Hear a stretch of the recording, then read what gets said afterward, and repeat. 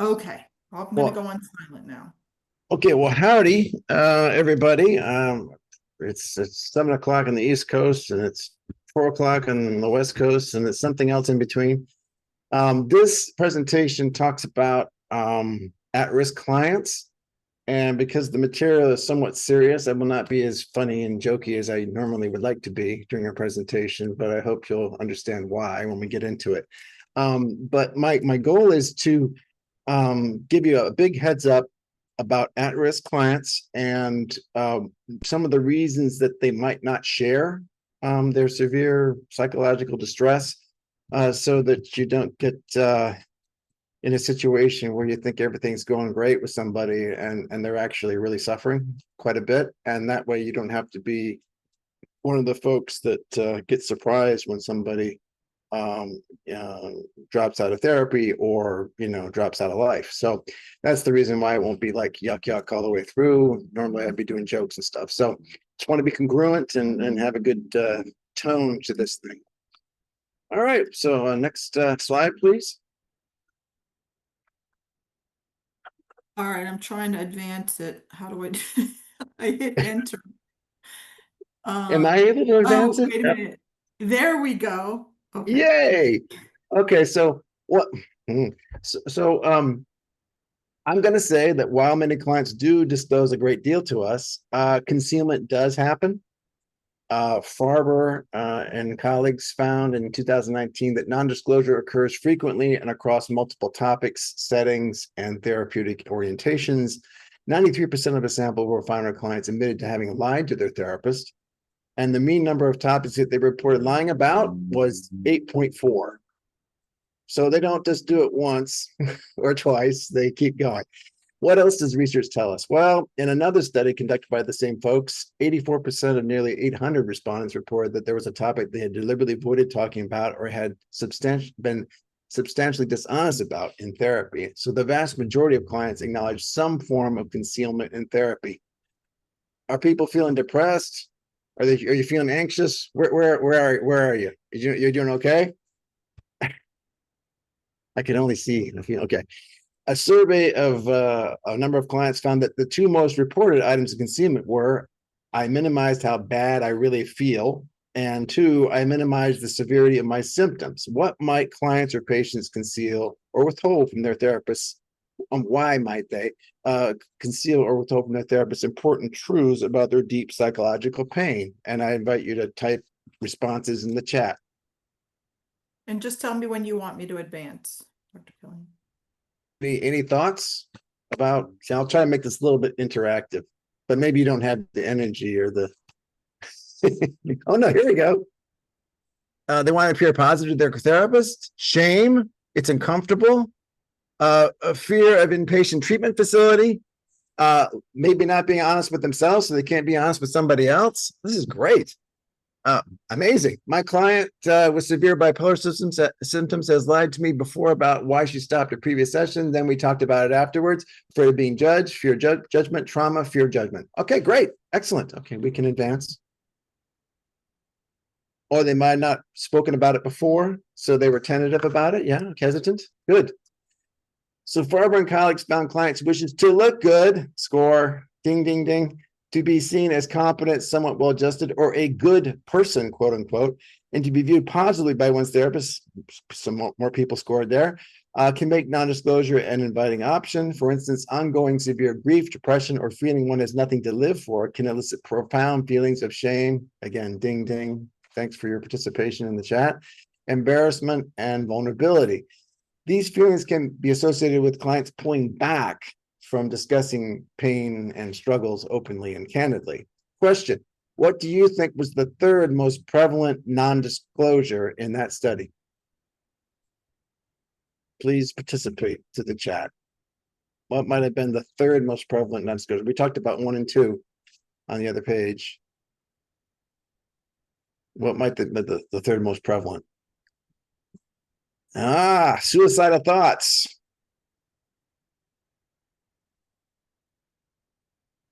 I assume addition is addiction. Yes. I mean, it could be fear of math, right? But I'm sorry, but addiction, right? For from Ken, yeah. and sexual issues and abuse. Yes, exactly. Okay. I'm supposed to be serious, no jokes. Okay. Thank you for participating. We can advance. My thoughts about suicide.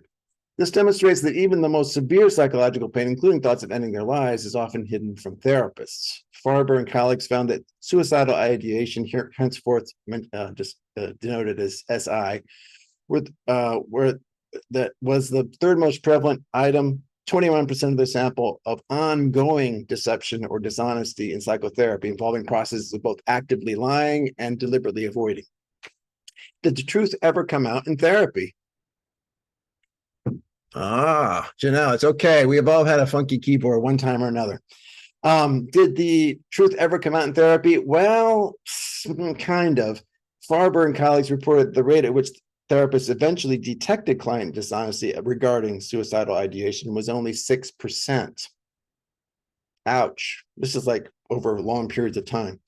So my thoughts on this, when conducting risk assessment, therapists should consider that client reluctance to disclose SI is shockingly common. Okay. Individuals may hesitate to openly share their thoughts to end their lives because of codes or cultural scripts of silence regarding emotional distress, suffering, and thoughts of suicide. They may feel that suicide is a mortal sin, rendering it even more taboo to discuss. A lot of different cultures, Greek Orthodox, Roman Catholic, committing suicide or even thinking about suicide is considered, a no-no. It's so that you're less likely to discuss it because it's a source of shame or embarrassment, or especially if you get shamed for mentioning it. In the case of suicidal ideation, clients may fear hospitalization. Someone mentioned that before in the chat. Impact in their career, being placed on watch, alarming the client's family members, being forced to receive additional treatment or unwanted medication, the possibility of re-traumatization. Okay. Now, I'm going to acknowledge that we'd prefer to see ourselves as allies to persons struggling or in recovery. And that's fine because we usually are. But there are numerous potential sources of working alliance rupture. Okay. Those suffering from suicidal ideation can see their therapists as possible adversaries, even wielding the power of involuntary hospitalization or civil commitment. Blanchard and Farber in 2020 found that 70% of suicide ideation concealers cited fear of involuntary hospitalization, a perceived outcome of disclosing even mild suicidal thoughts. Okay. Individuals may hesitate to openly share their thoughts to end their lives because of these codes or cultural scripts. But also, some clients have great difficulty identifying their feelings and describing their emotional pain to others due to alexithymia, or low emotional self-awareness. That is, they find it's extremely challenging to identify, name, and communicate their feelings and their severe emotional distress to others. So more reasons for not, if you're not convinced now, let me continue. I'll give you more reasons why they might not share. Again, the sociocultural factors can contribute to reticence disclosing feelings of profound loss or grief or depression. Clients may strongly believe that no one can help them in their distress state. So what would what would be the point of talking about it? No one can help me anyway, kind of a thing. Further, first responders, persons in law enforcement, and the military may worry that disclosure of their grief and feelings of depression will be perceived as a sign of weakness or an indication that they are unfit for duty, leading to denial of these feelings. If you talk about this stuff too much, one of my friends that was a captain in the Navy said, well, people think they're going to end up being a candidate for some head shranking, is what he would say, be sent up to, room 101. And that sometimes is viewed as something that just you can't do. It's totally taboo. Further evidence studies corroborate that SI is in particular is subject to significant non-disclosure, and there's a bunch of sources on that that are fairly recent.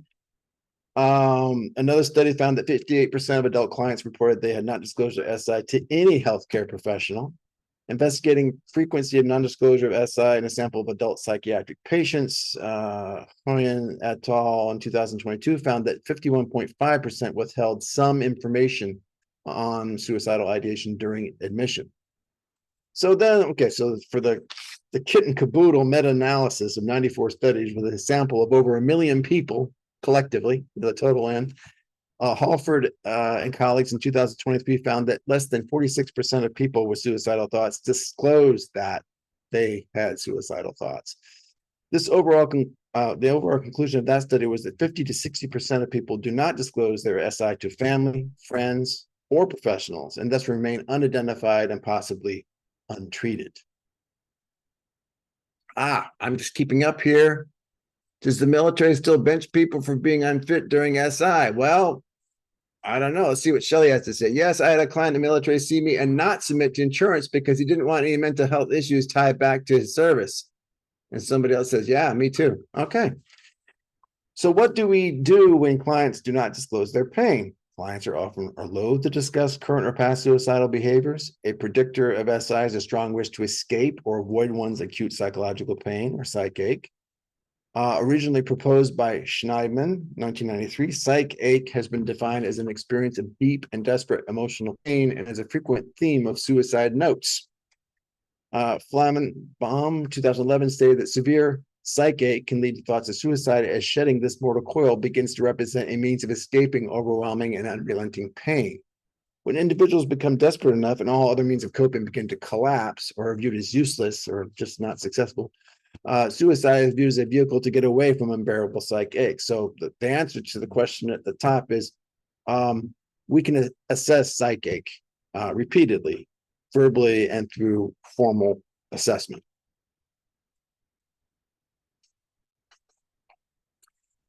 So this is where I tell you that research is just the best thing ever. Everyone's just, I'm sorry, we had a little conversation before the presentation about research is one of people's least favorite courses to take. But so here I am to promote and cheerlead and say just how great it is. It's the best thing since sliced bread. It can help us find some solutions. A frightening fact, in the US, 1.3 million adults attempt suicide and nearly 10 million adults experience suicidal thoughts every year. So our problem, your mission, should you choose to accept it, we as helping professionals face challenges identifying a significant portion of suicidal individuals who might be detected by a more subtle means. As Thomas Kuhn posited, the answers you get depend upon the question you ask. And my friendly amendment to this would be the answers we get also depend on the way the questions are asked. So it's likely that higher percentages of suicidal patients' clients would be detected via the use of a subtle screening for suicidal ideation comprised of proxy items tapping psychological distress. In other words, you ask them, but you don't ask them point blank, hey, are you thinking about ending your life? You ask them about, do you experience like this unrelenting, unbearable, can't stand it any longer kind of psych ache or psychological pain, right? So that's how you do it. So I did this. I developed a subtle screening for suicidal ideation with a sample of 296 adults and a pool of 32 items focusing on psych ache. Don't worry, it's only 3 slides, folks. It's only 3 slides about the research. You're going to be all right. I'm here for you, okay? I swear. Took the whole article and shrunk it down to 3 slides. I conducted a study that created a 19-item subtle screening for suicidal ideation. Internal consistency and split half reliabilities were very good, and the device's correlations with other study variables provided compelling evidence of construct validity. What does that mean? Well, the things it's supposed to correlate with, it correlated with just fine, and things that it wasn't supposed to correlate with, it didn't correlate with at all, and that's great. These results are, so it correlate obviously with suicidal, PTSD, depression, anxiety, and all that kind of stuff. And then non-significant correlations with education and income provided evidence of discriminant validity, so it wasn't biased based on economic status. And then this finding, along with no significant mean differences on the SSSI across all racial groups, suggests that the measure is appropriate with clients across race, class, and educational levels.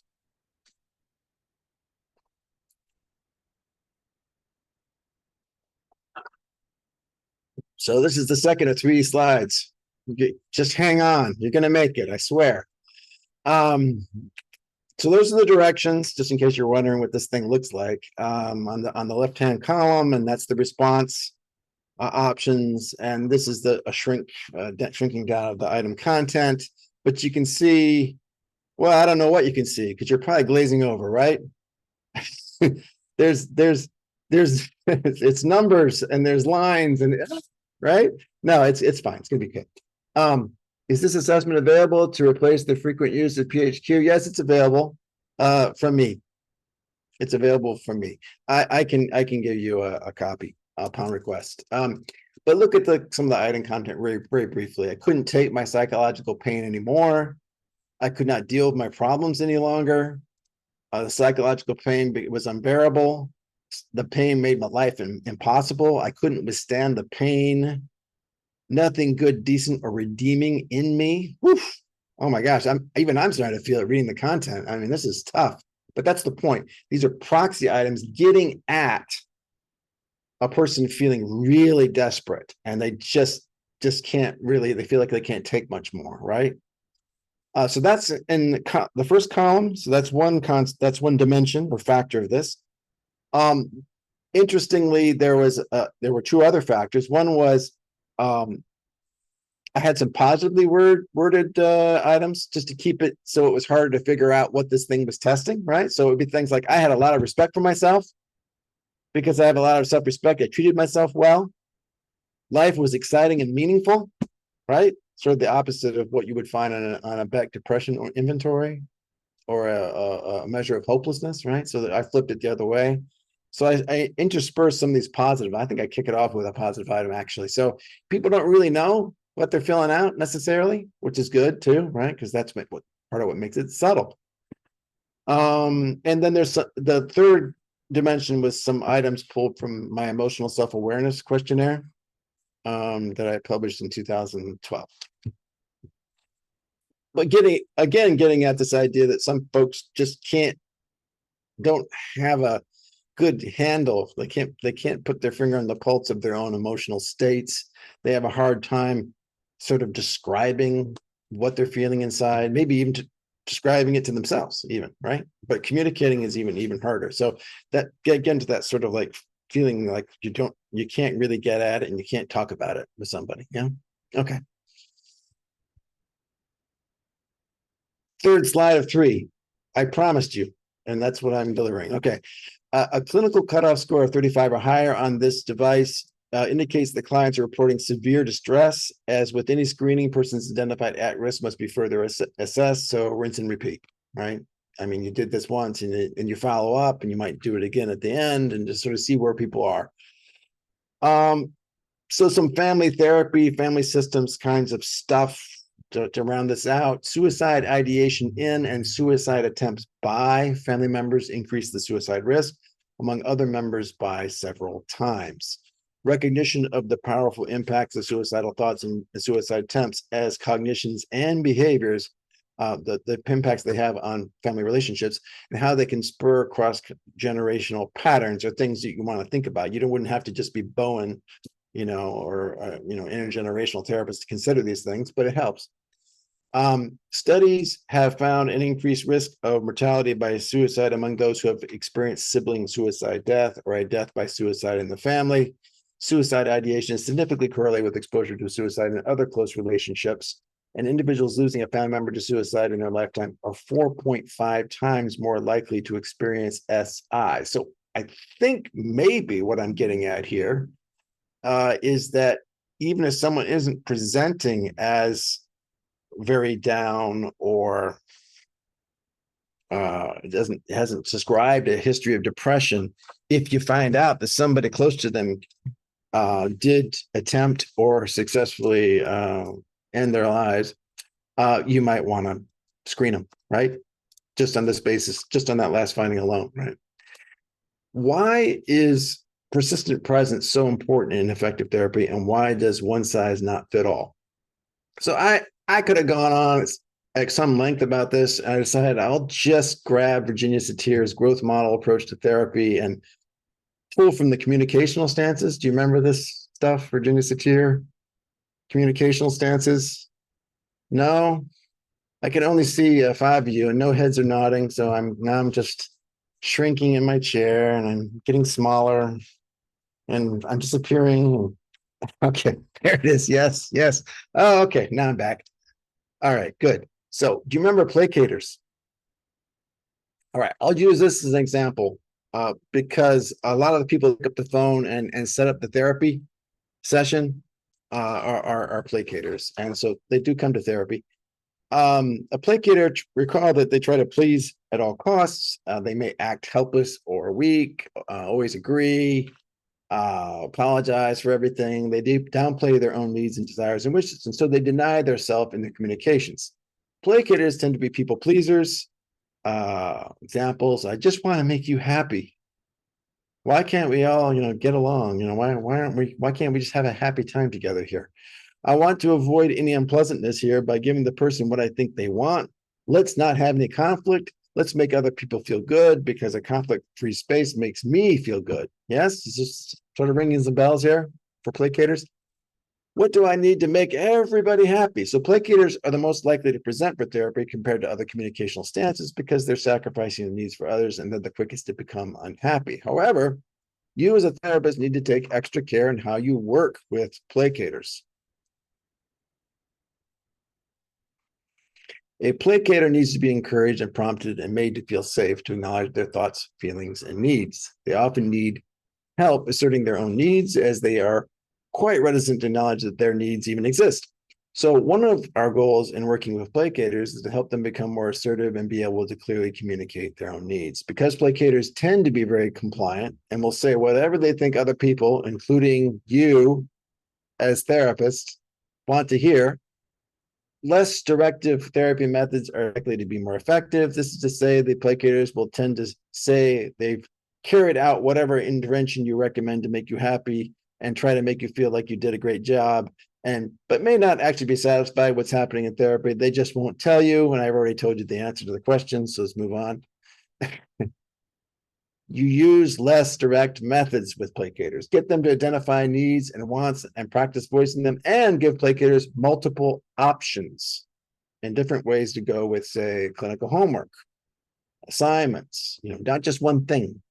By having them choose what they do, they're given the opportunity to do more than simply agree with you as a therapist. With a placater, an indicator of a strong rapport and relationship with them is when they disagree with you. We don't always want clients to disagree with us, right? So this is where it gets back into where we are and the self of the therapist, right? Because we would like people to agree with us and nod their head and say, you're doing a great job. You're doing a great job. What about professional clients?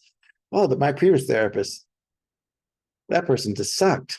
You're amazing. You're the best. I mean, that's what we want to hear, right? This is what we live on that. We don't have to eat or drink water or anything if someone keeps telling us we're the best ever, right? But to know you have a transparent, congruent, open and honest and candid relationship with a placater, they have to disagree with you. They have to suggest a slightly different take on something you're saying. It could just be a little thing, but that's important. That's significant, right? Until then, you don't really know whether the clinical relationship is just another relationship where they're agreeing all the time to reduce the possibility of conflict and to keep you happy. What you really want them to do when something you say doesn't quite fit or isn't quite right is to correct you or express a difference in opinion or perspective from yours. Then you know that they're being real with you. So does this make sense? This is just an example of the folks that might come in to your door and sit down in a therapy room and everything seems great. and they like everything you're saying and doing and but it's not really real, right? And so would you suggest offering up something that is incorrect to get a disagreement? Well, yeah, if you're strategic. If you're gonna go all Jay Haley, right? You could just, or you can suggest something. What do you think, Dr. Bayman? I mean, what do you think? You come back off the mic. What do you think about that suggestion? Just offer up something that's I out. absolutely love it. So as you might be, I can't see anybody, but because I can only see, I'm writing a whole chapter on Jay Haley. So I'm reading thousands of Jay Haley texts, and it's what I do naturally. I want a client to disagree with me, not only just suicidal ideation, someone who's at risk, but I don't want them to depend on me. So when if I Oh, say something and they say, well, no, I really think more this way, I know good. They're getting to a place where they can decide how they want to live their lives. So have you gone through the archival videos of the conversation between Sal Minuchin and Jay Haley? not yet. Just another one of those things on my list. It's on that to-do list, right? We've all got one. I went through the first couple parts of that. I found it really illuminating. Yeah, I I like need to watch those. I'm Jay's. co-writing or so. Oh, yeah. Jay certainly. You get a sense that Jay was a very confident man. But when I present strategic therapy to my interns, they often think it's manipulative or they think it's bad or wrong or you have to be disagreeable. And in a sense, you do have to be confident enough as a therapist to want your clients to, in a sense, disagree with you or do some, especially if you use a paradox, they're already in a paradox. So if you're using a Right. paradox, you're actually correcting the system. But you have to have some confidence because you have to be okay with your client saying, you're an idiot therapist. And that's actually a win. Right. And you know, I love what you said about you don't want them to be dependent on you. I mean, I'm just looking to get fired personally. Hmm. I'm in it, to win it, and winning is meeting the basic objectives and goals of the therapy, then asking if you want to continue. And if they don't want to continue because the goals are met, then I say, yay. Then I guess Yeah. we're done. I mean, I I enjoy therapy and I get paid, and that's extra because I just like it anyway. Hmm. So I get paid too. But you know what? I really look forward to when we're kind of done because it feels like, we did our job. We did it. Hmm. We don't have to continue on. Hmm. Um, Advance. and there's a okay, well, I guess we can go to the conclusions here. So where are you in all of this? A few concluding thoughts that because I could have done other stuff. I could have talked about self-care and vicarious resilience and um could have talked about intercultural couples, and I could have done a lot of things, but I will just touch briefly on the question of self-care and vicarious resilience. The work we do helping people making a difference in their lives is a source of joy and reward. I'm not saying it's a source of happiness, but I did do a study that showed that people with high vicarious resilience are happy or than people who have low vicarious resilience. But at least it's joy. It doesn't have to be happy feelings, but it's a feeling of reward. Um, and it's also deeply challenging, the work that we do. It can be hard. So the joy and reward part is called compassion satisfaction. Hmm. The good news is it is possible to be working long hours and be highly fatigued and still experience compassion satisfaction. Compassion satisfaction has been found to predict scores on vicarious resilience, which is the positive impacts of seeing folks you work with heal, recover, survive, and thrive, a little beyond just surviving, after trauma. So when I say traumas, I mean like awful stuff, you know? Hmm. In this study from 2017, I was hanging with some colleagues, Pilar Hernandez and David Gangsey and David Engstrom, and we were looking at uh, helping professionals that worked with persons who um, had been who were survivors of torture.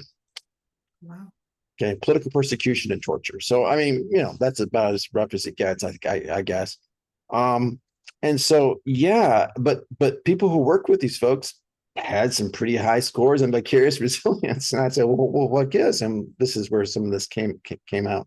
Um, so compassion satisfaction is found to predict scores on vicarious resilience, and it's also found to predict increases in significant positive benefits when engaging in various self-care activities. In other words, getting more bang for your buck when you try to engage in self-care.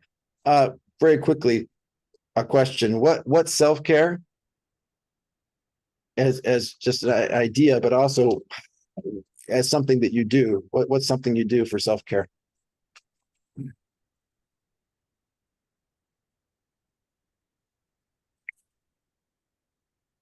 chat. Ah, here it goes. Biking. Wait, did someone say going to sleep? I am a huge fan of sleep. Did someone go to sleep during the presentations? Did you do some self-care in here? Let's see. Go for a walk, gym, forgiveness for lack of perfection. Ah, is that something you can bestow to yourself? Or do you seek it from somebody else? Movies, hiking, whale. Whaling. Okay. That's not just looking for aquatic mammals, I guess. Birding, yoga, walk, nature. I went to a forest on Sunday. Gosh, that was good. The beach, spend time alone, reading books, reading romance, meditation and journaling, kind words to self, so self-compassion. Okay, good. Those are good. That's all good stuff. I noticed most of these do not involve flying to another country or an expensive ski weekend and such. And I'm relieved to see that. I one time I was very frank and candid about my views of well, pop cultural's view of what self-care is and examples of it. I kind of ragged on it pretty badly. I drove over it and I backed up over it. And somebody at one of these presentations said, "But Dr. Killian, why are you against self-care?" I said, I'm not. And the reason was these are really good because they don't have necessarily giant price tags attached to them, right? You don't have to plan some trip and go someplace and it costs big bucks. I mean, self-care can be something you do in 3 minutes. You could make yourself some tea. You could sing a song. You could dance around the room. You could when you leave work or leave the internship, you could blast some tunes in your car, or it's something, right? It doesn't have to be expensive. It doesn't have to be very long. It could be 3 minutes, 5 minutes, 30 minutes.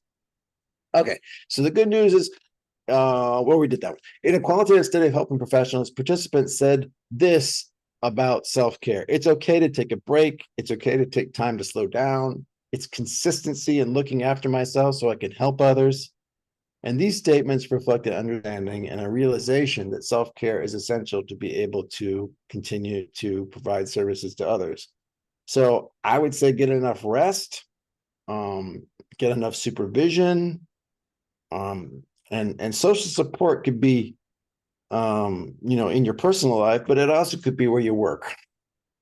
And can you get fly-by-night supervision? Can you fly by a supervisor's office? Do they have an open doors policy and you can pop in when you got something going on, something about the paperwork, something about reporting something? Are they accessible? Well, kind of like when you're intimate relationship, are they accessible? Are they responsive? Right? Are they there for you? And you feel that? And do you feel more than just a number? Do you feel like somebody that matters on the team? And so support matters both just in your social life, your personal life, but also in your professional life, I would say. So that's all of that. It's okay to not be okay. Karaoke between sessions. Yeah, that's good. A hot shower, right? Yeah, I do. I do that twice a day, morning and night. I think it's very helpful. It's strange that the same stimulus has completely opposite impacts. In the morning, it wakes me up, and at night, it puts me to sleep. I barely make it to the bed. like like in a ritual, and I barely make it, and I'm out. So that's good. So can that be okay? My coworker and I call each other and vent a lot, but also cut each other off if we just can't. Right, because sometimes that can get into a negative cycle when people are just venting or complaining and such, because then it can become draining too. Good stuff. Well, I'm done a little early. I guess Well, I should have gasped on longer about self-care and vicarious resilience, but I thought I would just give you a taste and get the heck out of there. So I'm pretty shocked. I've done a lot of work with suicide assessment, and I guess I'm a little shocked at the amount of folks that don't report.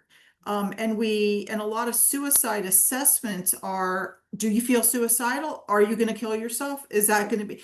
And I've seen people that I've worked with, and then the police officers or something that transport, the law enforcement that transport literally say, are you going to kill yourself? And they say no. When I know clearly I've done hours worth of assessment, my director has assessed, my psychiatrist has assessed, we've assessed as a team. We know they're imminent. We know they have a plan. We know that plan is lethal. Of course, Mm, we've done a lot of other stuff in those hours that we've been talking, but mhm. but when asked directly, are you going to kill yourself? They'll say no. And then we feel, okay, great. They're not going to kill themselves on my watch when it's not true. But I'm surprised at how much that goes Yeah. on. I was just shocked at how many don't. Yeah. Well, I started thinking about developing the device back in 2015. I mean, that's how long these things kind of germinate. I mean, that's a long gestation period. That's, it's 10. 5 times as long as elephants, uh, gestation. And I'd seen an incident where somebody had been very suicidal and, crashed a plane into the Alps. And I thought to myself, how are you going to detect folks that are just really wanting to end it a little earlier when there's so many reasons not to disclose and not Mhm. share? So that was what sparked it, And I thought, well, what can I do? And so over a period of years, I picked up some things that might work, and then eventually tested it. But yeah, go ahead. Um, Like, uh, the other thing is sometimes your clients are right. We will involuntarily have to hospitalize someone. So their fear of that is the very thing that may keep them alive too, until we can work with them enough to get them to a place where they can see their, you know, resilience and there's something to live for. But they're right. They're right that I've had a lot of times when I've had to involuntarily hospitalize someone, they're telling me clearly they're suicidal and clearly it's imminent and all that. And then when we seek involuntary hospitalization, they're like, no, I can't go to the hospital. I can't do that. I have to feed my dog. It can be really crazy making for us as therapists too. sure, for sure. Yeah. Let's see. I just cry. LOL. Oh gosh. Good cry Um, is self-care, right? You get the salt and. sure, sure. I Well, mean, I this is think usually crying. the place where they start asking questions about the presentation. There's a lot to question in this presentation, a lot of information. So I'm curious what mostly the interns have questions for you, Dr. Right, Killian. right. Well, we got another like 16 minutes. That's usually what we have for Q&A. And so folks can start to, I don't know, do they usually type them into the chat or what? Or just Oh, raise Both, their hands. both, Yeah. and I'll help call on people who are raising their hands too, oh, but I'm first. So how do you identify, I guess, in this research, the liars? How do you run a study like this on, okay, 50 to 70% of people lied about their suicidal ideation? How do you then identify that later? I, I, I'm not sure what you mean. When it was a research study, they felt pretty comfortable anonymously saying, yeah, that, on average, some people lied about 15 different topics. Some people lied about two. The mean was 8.4. So they felt just really safe to tell you what really is going down and what they're not actually talking about and how much they're lying. I mean, I guess there's non-disclosure, there's leaving out aspects, sort of white lying, and then there's just people just bald face lying all up through their teeth. And I think that's probably happening too. I would say, well, use the subtle screening for suicidal ideation with everybody, and then they don't know that they're being asked this thing, and then you get an idea about which folks are really, really feeling kind of desperate. Yeah. I would just say that that's how you can detect them because they don't realize. Again, I feel like life is exciting and meaningful, and because I have a lot of respect for myself, I treated myself well. I mean, they don't know necessarily this thing's measuring their psychological ache and wanting to escape, right?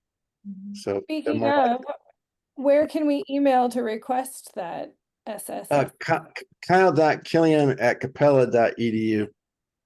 Mhm. Um, so when we were doing research on the book that you all read, the crisis assessment book, the risk and resource interview guide and student counseling, um, one of the things that it's kind of interesting where we're asking about resources too. And I don't know. I mean, I've always gotten the sense that people, when I'm connected with them as a client and therapist, when we're really connected, and I'm not just quote unquote covering my ass trying to make sure that they're not suicidal, so I'm not at risk, but I'm really connected with them, they usually are vulnerable and will talk about, what they're thinking and feeling and where they are. The scary point is when you're working with someone who's suicidal for a period of time and then they get really happy. A lot of therapists think, oh, good, woof, good job, good, right, Kyle, that's when we've got to be even more afraid, right? That, okay, they've made peace with the thought about dying and they've probably given away stuff and done what they need to do. So we have to be and they, careful when they're in and they yeah, they got just enough available energy to carry out the plan. exactly. Yeah. So yeah. Yeah, I think sometimes it's that we again we want to think that we're doing great work, and we want to read things through sort of a lens or a filter that says that yeah, of course they're feeling better because they said that this has been great, it's really been meaningful to them, it's really helped them, and of course they're feeling better right now. But Mhm. I think we got to remain that's the persistent presence I'm talking about. It's like be curious, remain curious, do not make assumptions, do not think that this means this, or you know I mean, I think that we sometimes also might assume that somebody else's expressions and their experiences and what things mean are going to be very similar to ourselves. So we read people on the basis of our own experience, and we got to be we got to question everything. I remember I was doing supervising through the one-way mirror to therapists just starting out, and they were working with a family, and the family came in and they'd had a recent loss in the family, and they said, well, we were out doing something, we came home and we found the adult mother's husband, the kid's father, dead on the couch. So immediately the therapist said, oh, how awful, and you must have felt so sad, and oh my gosh, how devastating that must have been for you, and everything that they would have felt if they came home and found their dad dead on the couch. And then they all looked at each other and they said, well, no, we really kind of felt relieved. We felt kind of relieved because he had been a violent, abusive alcoholic, and they'd been terrorized for years. So that it seems like it's reasonable for us to assume that other people's experiences would be akin to our own, and we sort of like almost project that up on the screen from ourselves. But I think that we really have to not jump to any conclusions, and got to keep asking questions. We got to, what was it, Carl Whitaker said, we got to remain perpetually curious and the perpetual patient. Mhm. I think we got to do that. Otherwise, we're going to trip ourselves up. We got to check ourselves before we wreck ourselves. We teach people to, like show empathy, but empathy, in that kind of a situation, oh my gosh, that must have been so terrible for you. Well, no, not really. So you ask questions first, what was that like to come home and find your husband, father dead? What was that like for you? And then so you're not, you're not going somewhere where your client isn't. Yeah. We have a couple of questions in the chat. Skylar asks, what would you recommend when addressing active versus passive suicidal ideation? Hmm.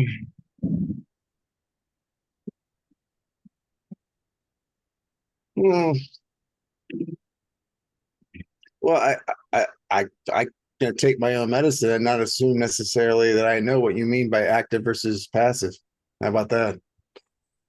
And what I was thinking, what do you mean around addressing, right? Or Yeah. recommend? Sure.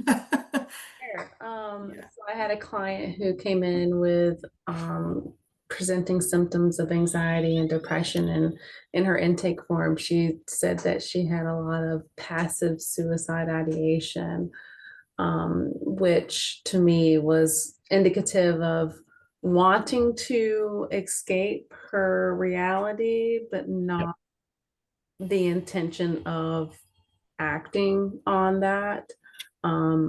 So Mm.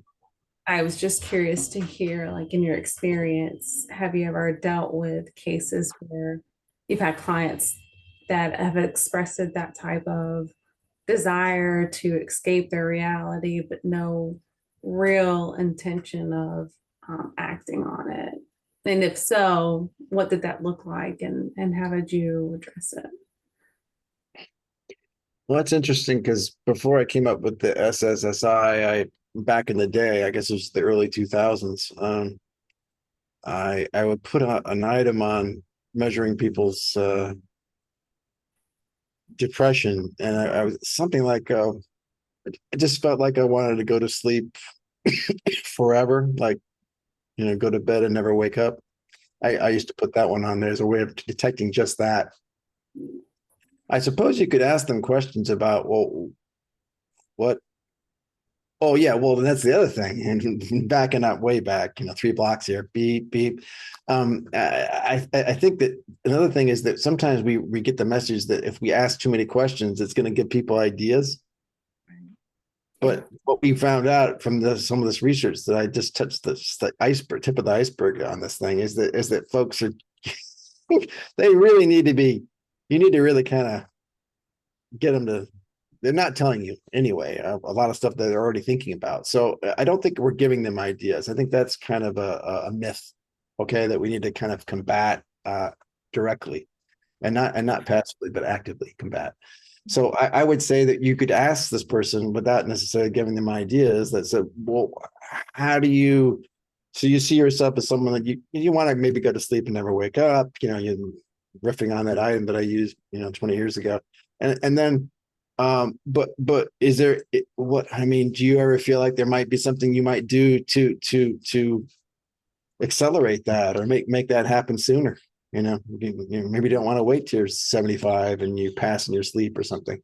So what kinds of things, how bad would it have to get before that feeling became something that you wanted to actually put some effort into to make it happen or something? I mean, I'm riffing right now. I'm just making this up as I'm going along, but you can sort of normalize it, right? And then just ask questions about it without necessarily saying, so do you own a gun, and do you like tequila and cleaning handguns simultaneously? I mean, okay, so I joked. Sorry, I apologize. But I mean, you could say things like this, but in terms of a standard traditional risk assessment, but I would just try to ask them to tell you rather than putting words in their mouths where they are in terms of like maybe some scaling questions, just get a sense about where they are. Because that might be them sort of hinting at something and not wanting to actually say that they actually do have a plan. I mean, people. That's great because like this client that I'm that comes to my mind mentioned that she wanted to get hit by a bus Yeah, to yeah. off all of the pressure that she has. Gosh, there's so many ways, right, that we can check out. I'm in Boston. I was at a Red Sox game and the door closed on my arm. And if I wanted to, I could have just hung there until the train took off, But I fought. Skylar, I would say something like a lot of people feel like that. A lot of folks, there's a lot of folks walking around feeling like, I wish I could just go to sleep and not wake up. What's Yeah, the yeah. difference between that and really taking your life? I would use the words dying by suicide or taking your life. What's the difference between that, not wanting to wake up, and actually taking your life? I would Well, also yeah. minimize it a Yeah, bit because it is true. There are a lot of people that have that are passively suicidal, but have no Sure. plan to take their life. Right. Hmm. Well, I think someone wanting to go to sleep and not wake up is that if you really want to get at those words specifically and not going beyond them, it sounds like they don't feel like they have anything to wake up to or Mhm. anything to live for. So then you could ask them that too. You could ask them, well, what things make your eyes light up? What do you have to live for? What things do you feel like are worthwhile and they're looking forward to, right? If they can't come up with anything, ouch, right? I mean, I know somebody in this group that absolutely loves to go see their family members in another state, right? And so, I mean, that's something that just lights up their life, right? So there you go. There's something there. But if they don't have something like that, then their risk is pretty high. They can say pass until the cows come home or the chickens come home to roost. But I think that there's something else going on there where they really don't have a reason to stay awake or to wake back up, right? So then you want to get at that and find out. Maybe they've had losses. Maybe they had a bad breakup and they feel like they're never going to, love someone again. I mean, they find out maybe how long they felt that way and what might have been some of the major events that precipitated that feeling. Is that helpful, Skylar? Absolutely helpful, both of you. Gave some really good insight and feedback on ways to address the ideation, whether it's active or passive. Yeah. Okay, I'm going to the second question. How do you balance encouraging honesty while respecting a client's comfort level with disclosure? In my research overseas, with war trauma, one thing that I try to do is a different kind of proxy question where I'll ask people if there was an event that happened that they can't talk about. And a lot of people mark that one. So what do you think that is? Well, sexual assault's one weapon of war. They may have seen someone murdered or they killed someone themselves, but it's something pretty severe. It's so awful that they can't talk about it, but they did tell you that there was something they can't talk about. I would say you can talk to the client about who doesn't have a high comfort level with disclosure, talking about, well, what kinds of things do you feel comfortable disclosing, and maybe hypothetically what might be some things you wouldn't want to talk about, just hypothetically, and get them to sort of name a few generic categories, and that gets you closer to something that's indirectly going to get named, maybe, so you can get a sense of it. Does that make sense? Yeah, that makes perfect sense, actually. Would you recommend then? I mean, I'm definitely gonna take what you suggested, but also, would you also suggest we talk about like the challenges into why it would be difficult, or do you feel like that's too close to the topic? Like their fears, maybe, like if they were to self-disclose, or do you feel like that's with more rapport, like much further down the road? Hmm. Oh boy, that's a tough one because see, back in the day, me and Dr. Bayman, we lived in the day where you could see a client for years. And that was You're okay. older than me, Killian. I started out in brief therapy. I'm sorry if I engaged in any kind of ageism against you. We used to be able to see clients way, right around the time of managed care. We used to be able to see clients a long time, and so your rapport could really be built very well, very sturdy, like a big skyscraper. Now it's kind of quick, you got like maybe 8, 10, 12 sessions sometimes that get approved, and so I guess if you're going to wait till rapport is very well established, I guess the therapy could maybe be over. I don't know. So I would guess you want to get in there fairly quickly and fairly soon. Yeah, thanks, And Jeremy. another thing is you can kind of name it, like say, well, let's just talk about it as the thing we don't want to talk about, right? So there's something you just don't want to disclose. Let's talk about that as we're not going to talk about it. So how does the not talk about it, almost externalizing it, how does the not talking about it affect you? Do you wake up at night with the not talk about it thing? I don't want to know what it is, but we're talking about it, right? So that's kind of a way I get around where I don't want to, like the shame thing. I once had a client I worked with for a couple of years. They came in and said they had an incident. I never got, they think I know what the incident is. I have no idea what the incident is because they just call it the incident. And I don't know if it was an affair. I don't know what it was, but they had an incident. So, I'm going to interrupt Dr. Bayman because people are having to pop yes. off. I'm not shutting anything down until we're ready to shut her down, and we're going to keep on talking. If you have any questions about DK, if you have any more questions for Dr. Killian and Dr. Bayman, feel free to stick around. Definitely put your first and last name in the chat if you want an hour. Our next spill the tea, I don't know, I don't have it in front of me. It's there's 2 in June. So oh, hey, look, there it is, I think. And there's a national 12th, the 12th of June at noon is our next spill the tea. And that's on sex therapy, yeah. But And it's the same link. So whatever link you followed here, it never changes. That's always spill the tea. We'll have it up on all of our social media or Facebook and everything. We'll try to blast it out to the professor so that you know to come to spill the tea. But if you have any questions, put it in the chat and we'll keep going. I'm not cutting us off for another 10 minutes. well, I might have to leave. Sorry, you were Thanks. on a roll, Dr. Bayman. I didn't mean to cut you off. No, no, no, Thanks.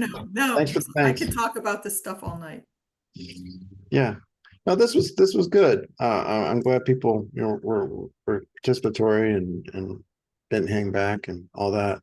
Well, suicide is such a difficult topic, and I think a lot of us starting out are just kind of, what are the next steps once it's identified? And there's so much of, just follow the rule, like follow the model and keep her going and you'll figure it out. And it's the whole like figuring it out part that we struggle with right in the beginning because we don't really know what to expect and we've never admitted people and we don't know what that looks like or how helpful it is.